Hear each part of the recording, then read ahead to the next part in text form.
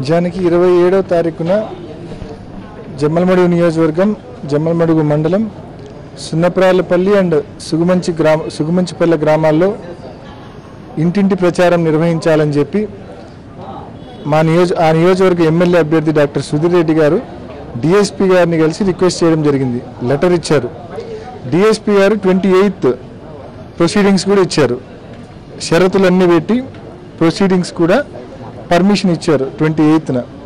So చాలా స్పష్టంగా DSP గారు షరతులతో కూడిన పర్మిషన్ మాకు ఇచ్చారు. మేము ఆయన ఇచ్చిన పర్మిషన్ మేరకు ఇవాళ ఉదయం 7:30కి ఆ గ్రామంలోకి వెళ్ళాలి. మేము ఉదయాన్నే బయలుదేరడానికి ఇంటి బయటకు వస్తానే 5 కల్లా ఉదయం 5 కల్లా ఇంటి బయట డిఎస్పీ గారు, సిఐ గారు, ఎస్ఐ గారు, పోలీసు వాళ్ళందరూ కూడా ఇంటి బయట ఉన్నారు. మమ్మల్ని హౌస్ అరెస్ట్ చేశారు.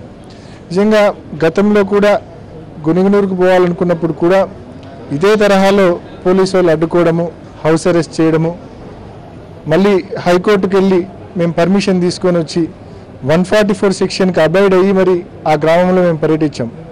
ఎక్కడే కానీ అశాంతి లేదు, ఎక్కడే కానీ గ్రామాల్లో మమ్మల్ని ఎవరు వ్యతిరేకించలేదు.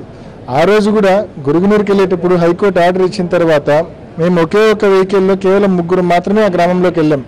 ఎవరిని తీసుకెళ్ళలేదు. 3 మాత్రమే ఆ గ్రామాల్లోకి వెళ్ళాం. గ్రామం అంతా తిరిగాం, గ్రామం అంతా పర్యటించాం. వైఎస్ఆర్ కాంగ్రెస్ పార్టీకి ప్రతి ఇల్లు మద్దతు ఇవ్వడానికి ఆ రోజు ముందుకు వచ్చింది. ఈరోజు కూడా రాత్రి 12 వరకు ఆదినారాయణ రెడ్డి ఆయన సోదరులు అంతా కలిసి రాత్రి 12 వరకు మమ్మల్ని ఎవరైతే సుగుమంచిపల్లెలో సున్నప్రాలపల్లెలో మమ్మల్ని ఎవరైతే ఆహ్వానించారో వాళ్ళందరి ఇళ్ళకి వెళ్ళి వాళ్ళని ప్రభావితం చేసే ప్రయత్నం చేశారు.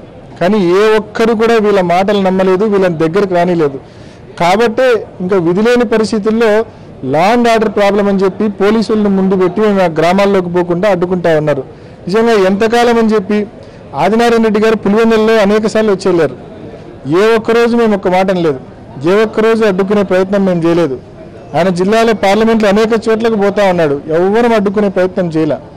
కానీ ఎందుకు జమ్మలమడుగులో దేవుగుడికి సంబంధించిన చుట్టుపక్కల పల్లెలకు సున్నపురాలపల్లెకి కానీ, సిరిగేపల్లెకి కానీ, సుగుమంచిపల్లెకి కానీ, గొరుగునూరుకు కానీ ఈ గ్రామాలకు వచ్చినప్పుడు ఎందుకు మీరు అడ్డుకునే ప్రయత్నం చేస్తూ ఉన్నారు? ఆదినారాయణ రెడ్డి గారికి నిజంగా ఆ గ్రామాల్లో బలం లేదు, కేవలం భయంతోనే నడిపిస్తున్నాడు.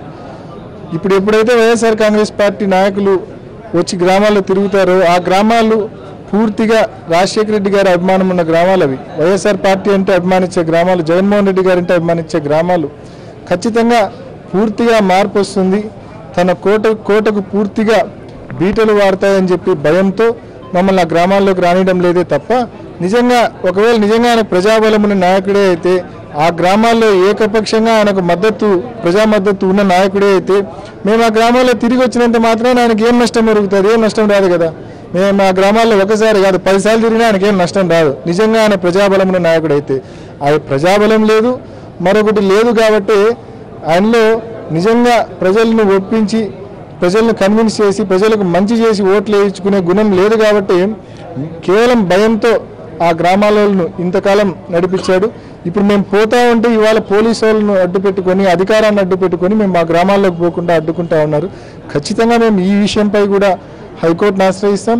హైకోర్టును ఆశ్రయించి ఖచ్చితంగా ఆ గ్రామాల్లోకి వెళ్ళి శాంతియుతంగా ఇంటింటి ప్రచారం నిర్వహించి ఖచ్చితంగా వైఎస్ఆర్ కాంగ్రెస్ పార్టీకి అన్ని గ్రామాల్లో మెజారిటీ తీసుకొచ్చేదానికి ఖచ్చితంగా మేము కృషి చేస్తాం.